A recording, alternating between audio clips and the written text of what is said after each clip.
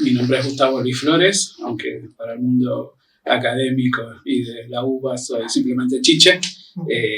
Egresé de esta Facultad de Ciencias Económicas con el título de grado de licenciatura en Administración. En esta misma institución cursé distintos ciclos de actualización y en la escuela de posgrado me recibí de especialista en marketing y estrategias competitivas. Hablar un poco de la facultad para mí es hablar un poco de mi historia. Ya ingresé en la facultad, me recibí, como dije antes, de licenciado en Administración. Tuve una actividad militante en el centro de estudiantes que me permitió acceder a su comisión directiva. Fui electo consejero directivo en el periodo 90-92. Como tal, también fui asambleísta en la Asamblea General de la Universidad, que eligió al rector Shuberov en su momento. Como estudiante también, a pedido del doctor Portnoy, decano en ese momento, fui coordinador del Centro Universitario de Voto, que fue una experiencia muy enriquecedora, digamos, para mí. Y bueno, después, ya como graduado, tuve espacios de gestión que tenían que ver con nuevos graduados, un espacio en el cual generamos para atender las demandas de una población de la facultad muy particular que estaba cursando las últimas materias, que estaba tramitando el trámite de título, y nosotros desde ese espacio dábamos servicios que tenían que ver con el acompañar esos momentos donde los cuales por ahí surgían inconvenientes con materias que el ciclo básico no reconocía o que no aparecían. Entonces, bueno, teníamos toda una estrategia, digamos, de acompañamiento hacia los futuros graduados ya tramitando el título, acompañándolos en ese momento. Con posterioridad fui director de posgrado de la facultad. No recuerdo bien la fecha, pero ha sido entre 93 y 94. Fui consejero directivo por el claustro de graduados. Y posteriormente la vida me llevó hacia afuera, digamos, a la actividad empresarial, con lo cual abandoné por un tiempo la relación que tenía con la facultad, ¿no? Como la actividad empresarial que tiene que ver con la facultad también, nosotros con un grupo de compañeros de estudios que generaban la relación de amistad acá en la rotonda de la facultad, generamos un emprendimiento que era un ISP, que se denominó Netizen, donde dábamos el servicio de conectividad allá por 1998, por ahí, 99. Y desarrollamos la empresa, digamos, de Internet, a la cual le fuimos dotando, digamos, de otros servicios, ¿no? de cuestiones que tenían que ver con diseño web, con cuestiones que tenían que ver con el desarrollo de la Universidad Virtual de Quilmes, por ejemplo, desarrollamos de ese espacio. Y el portal Educar, en el 2000, más o menos, que fue el inicio de la estrategia gubernamental respecto a los contenidos sobre Internet. Bien. Ok, buenísimo. Ahora, sí, ¿qué te motivó a estudiar la carrera de administración y en qué año empezaste a estudiar la carrera de administración? Mi primera vinculación con la Facultad de Económica fue muy de niño. Digamos, yo soy correntino y cuando mi familia se trasladó a vivir a Capital, vivíamos acá muy cerca, en Santa Fe y Ascuena. En ese entonces mi colegio estaba en Tucumán en 1600, digamos, con lo cual en el trayecto de las caminatas veníamos caminando y cruzábamos por algo que a mí me impactaba mucho, que tenía que ver con la Plaza Jusey, la actual Plaza Jusey, que en ese momento era un montón de escombros de lo que había sido el Hospital de Clínicas, y en el cual se erigía, digamos, como único edificio la iglesia, digamos, la capilla que aún continúa. Y para mí era un flash poder ver, digamos, esa escena de película futurista, digamos, ¿no? Y cruzando la calle, encontrarme con este edificio que era espectacular para mi visión, digamos, en términos de la arquitectura, en términos del diseño. Y por otro lado, bueno, ahora pensándolo ya un poco más grande, era por un lado lo espiritual, lo religioso, y por otro lado la ciencia, ¿no?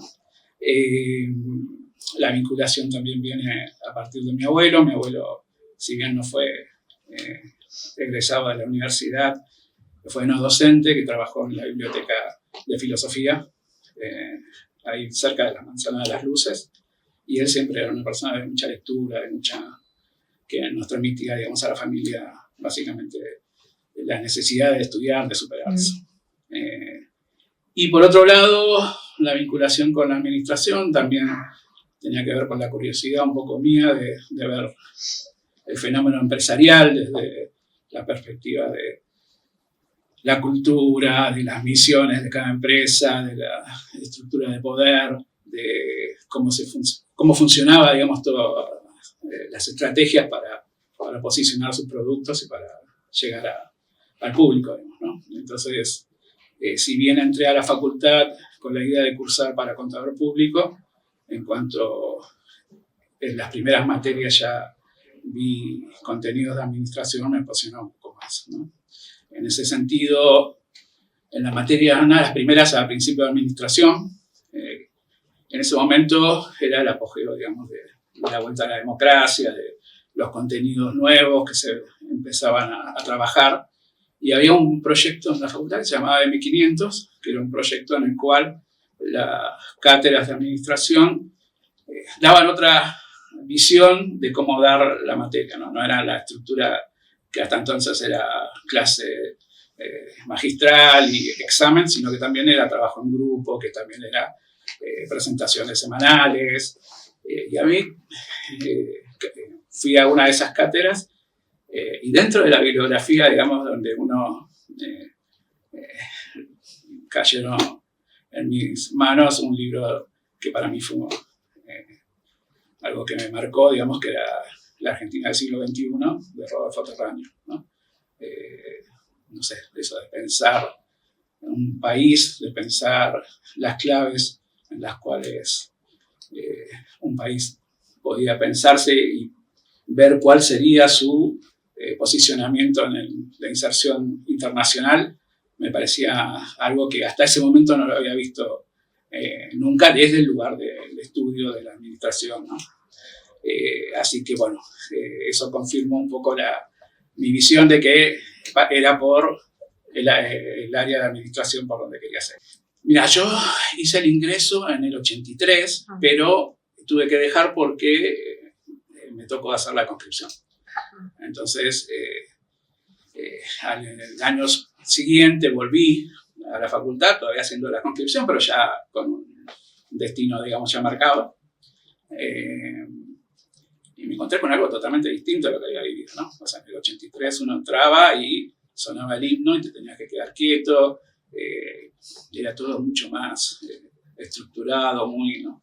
Y uno entró en el 84, ya era el regreso a la democracia, el regreso, digamos, de la masividad, en términos de que ya no iba a existir los cupos, donde el ingreso, el 84 fue el último ingreso que se dio por materias, digamos, con exámenes, ya en el 85 fue el CBC. Así que, nada, me encontré con otro mundo directamente y mucho más apasionante, ¿no? En ese sentido, porque el aire de libertad se vivía cotidianamente.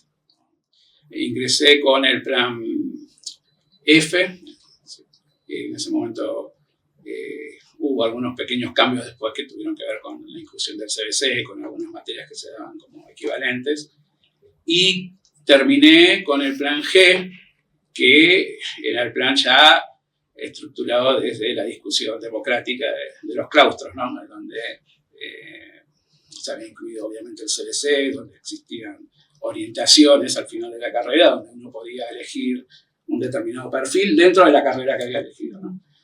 La verdad que fue un cambio muy interesante, más allá de que obviamente la bibliografía se había abierto, donde todo se había democratizado en todo sentido, digamos, ¿no? Donde los profesores ya empezaban con los concursos, donde se empezaba a plasmar, digamos, todo el ideario reformista en la práctica, digamos, ¿no?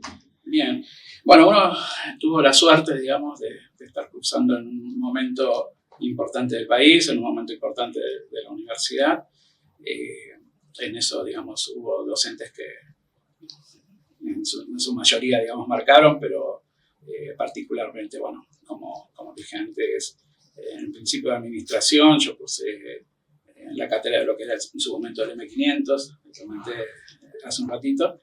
Después, Francisco Suárez, Jorge Etkin, Jorge Stern, Alberto Levi, eran todos grandes maestros, digamos, de la administración, gente que venía con una trayectoria profesional y académica de relevancia. Y después, muchos docentes que uno fue conociendo a través de la actividad político-estudiantil, digamos, que nada, desde el decano Pornoy, Oscar Julio Lleverov, Olivera, o sea, y realmente toda una generación de docentes que marcó a fuego esta facultad, digamos, ¿no? Y que ayudó a que siguiera teniendo el prestigio y las calificaciones a nivel internacional, ¿no? Sí, en mi etapa estudiantil fui activo participante del Centro de Estudiantes a través de la organización reformista Franja Morada. Yo el primer año de la facultad vivía en la biblioteca, digamos, donde conocí muchísima gente, muchos de mis compañeros, y un día ahí me crucé con el presidente de ese momento del Centro de Estudiantes, que era Mario Villaltena, y bueno, ya teníamos una relación de amistad, de conocernos, digamos, de conocimiento, digamos, de estar, siempre encontrarme en la biblioteca, y él me invitó a participar de la Franja Morada. La verdad que para mí fue una experiencia formativa, complementaria a la académica, que ayudó, digamos, a poder pelear por ideales, pelear por valores, por un modelo de universidad, un modelo de país. Y básicamente ahí uno aprendió a defender la universidad pública a partir de la participación y el compromiso que uno iba asumiendo cotidianamente con estas luchas, digamos, que tenían que ver con lo académico, que tenía que ver con lo gremial, con lo institucional y con, como dije antes, un modelo de país que uno aspiraba y soñaba construir.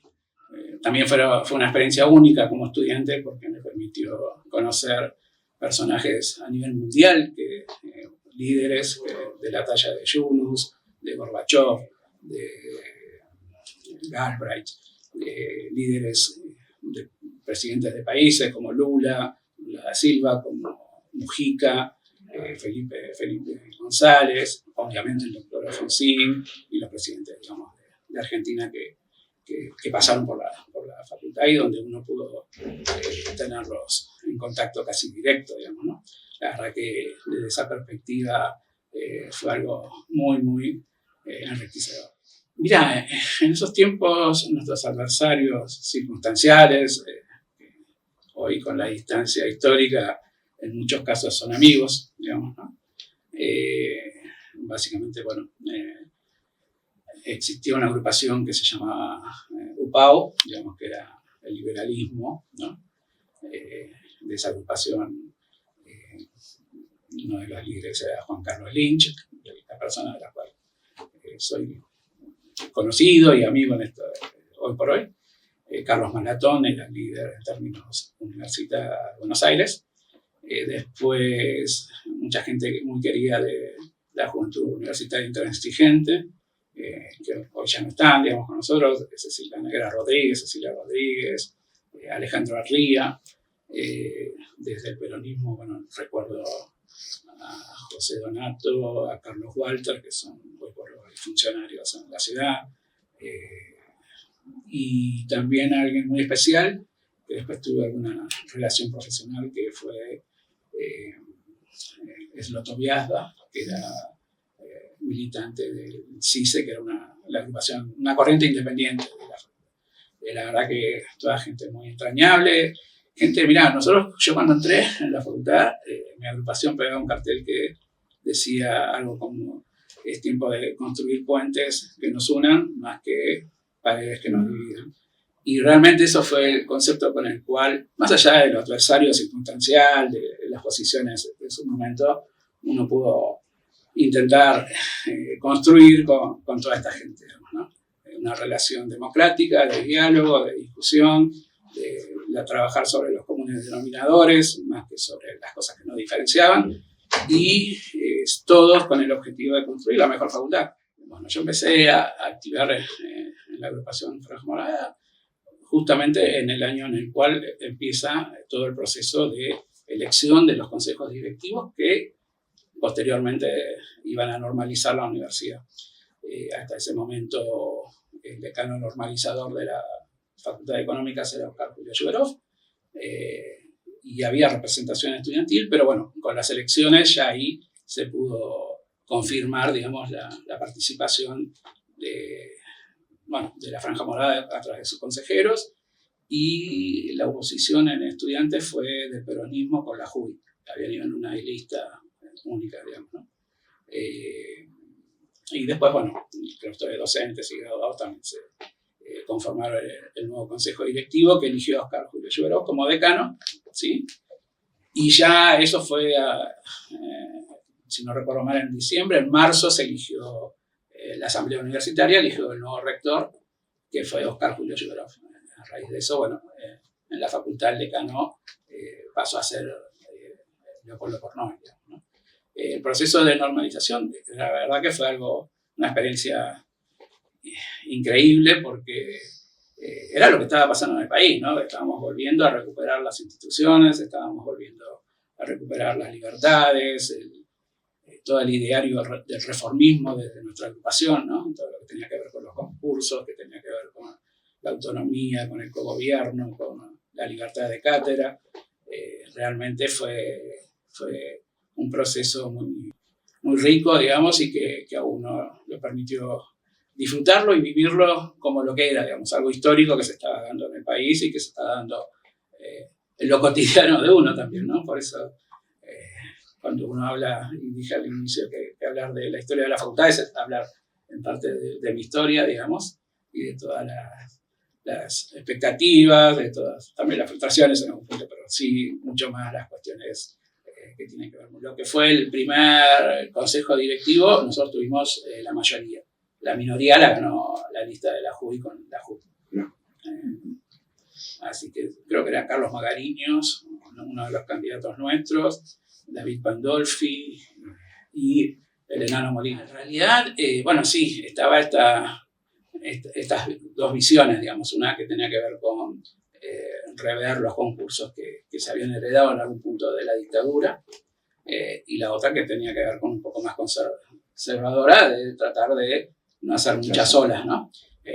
Realmente la democracia en ese momento era algo que se estaba empezando a construir, pero históricamente nosotros teníamos retrocesos no, más que duros y reales que hubo, digamos. Entonces, sí, en ese momento, desde la normalización de la UBA, que estaba a cargo de Francisco de Lich, y todas las autoridades, un poco se estuvo viendo, digamos, cómo ejercer, digamos, esto, pero al final venció un poco la postura nuestra de decir, intentemos empezar de nuevo con todas las cosas en orden, digamos, ¿no?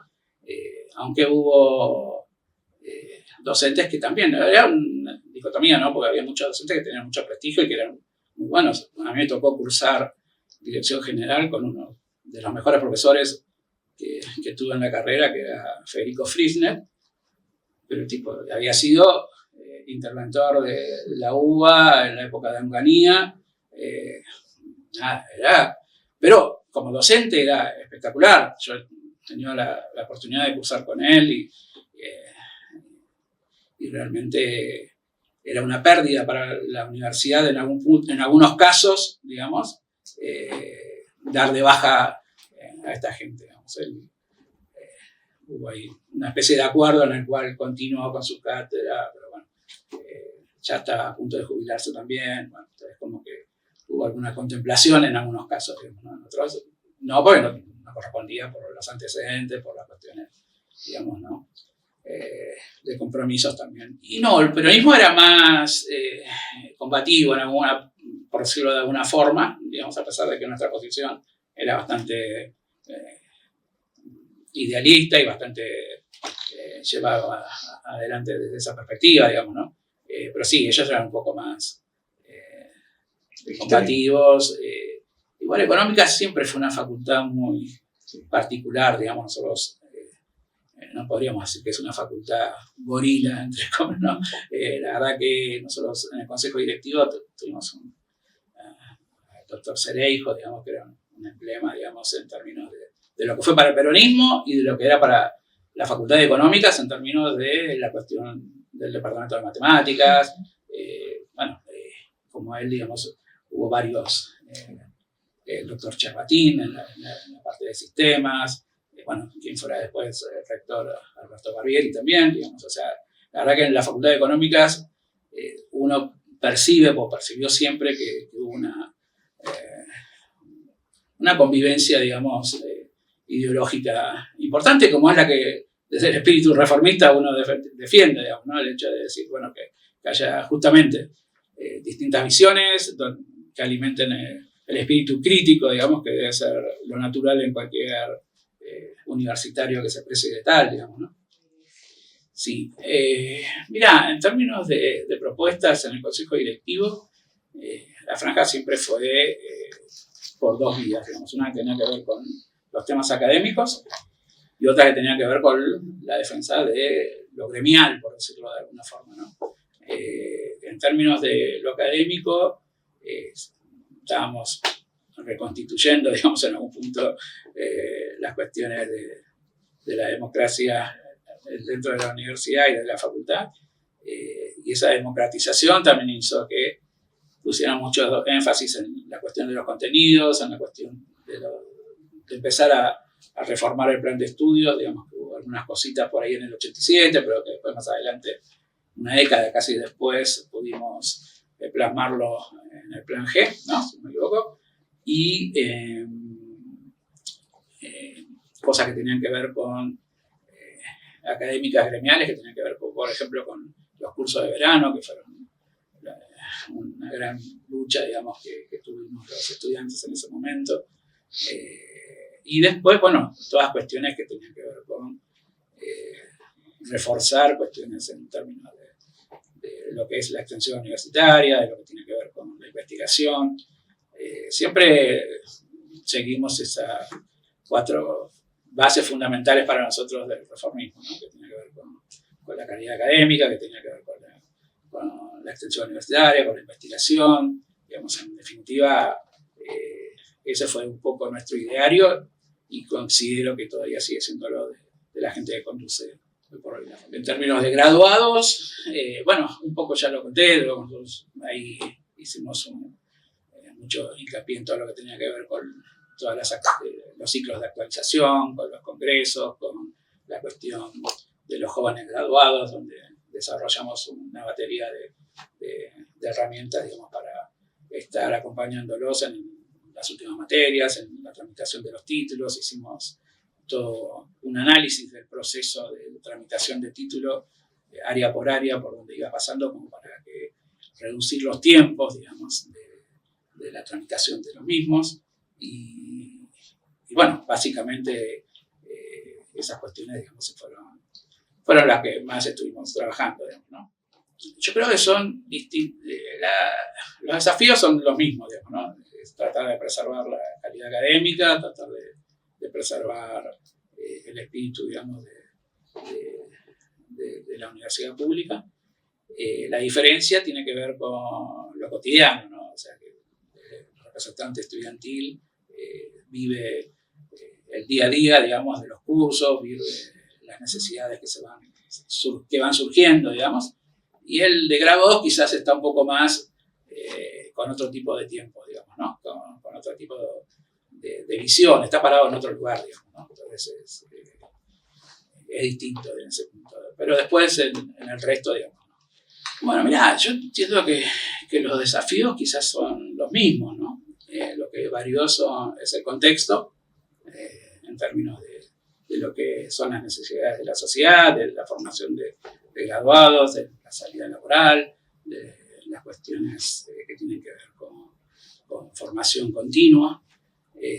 Yo creo que la la gran diferencia tiene que ver con encontrarnos hoy con un gobierno que no está aportando mucho a lo que tiene que ver con la educación pública, en un contexto a nivel internacional donde la tecnología está